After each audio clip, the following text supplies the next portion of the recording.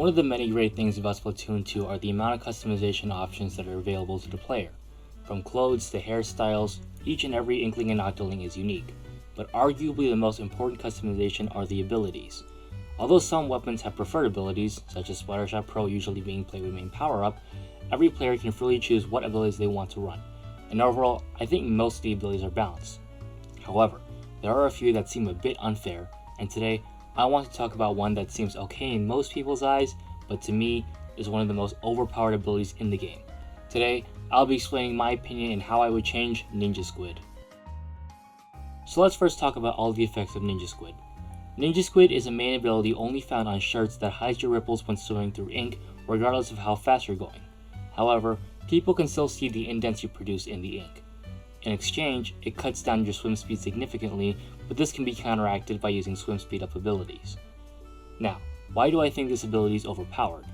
Well, in Splatoon 2, positioning is a key skill needed in order to succeed in combat. Being able to set yourself up correctly while also knowing where the opponent is and how to possibly move them out of position is mandatory in order to win fights. For close range fast killing weapons, Ninja Squid makes this significantly easier because you are able to effectively conceal your movement in your ink, allowing you to reposition more easily. This is incredibly helpful in close one-on-one fights as it makes it more difficult for the opponents to track you.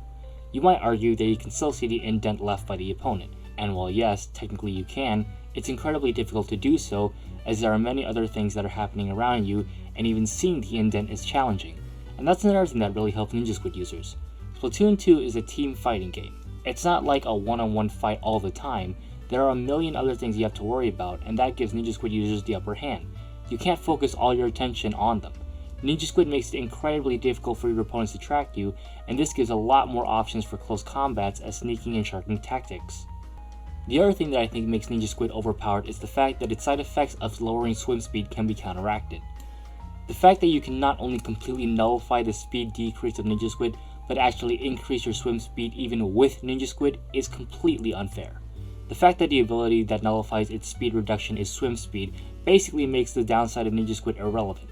Why? Because everything can and will run swim speed. It's literally one of the best abilities in the game. That's like saying, hey, you can use this Mewtwo, but only if you make it hold a life orb. You can't even call that a caveat, because it makes the player still overall stronger. So what would I do to help balance out Ninja Squid? Two things. First, bring back Echolocator.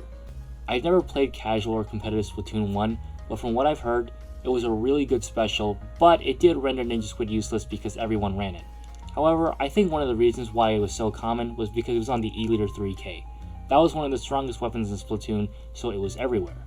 If Echolocator was brought back, I don't think that it would render Ninja Squid useless, as though it would probably still be a good special. I think it would still be a bit outclassed by something like Tennis Missiles. It would just be a nice option. The other change I would make is to have its swim decrease be permanent. No amount of swim speed will change it.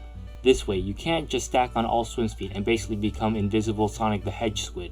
This one may seem a bit harsh, but I really don't like the fact that you can basically cancel out the downsides by using one of the best abilities in the game. So those are my thoughts and opinions on Ninja Squid. I do think it's really overpowered, but it's far from being the only one. Are there other abilities you would like to hear my thoughts on? What do you think about my thoughts and changes on Ninja Squid?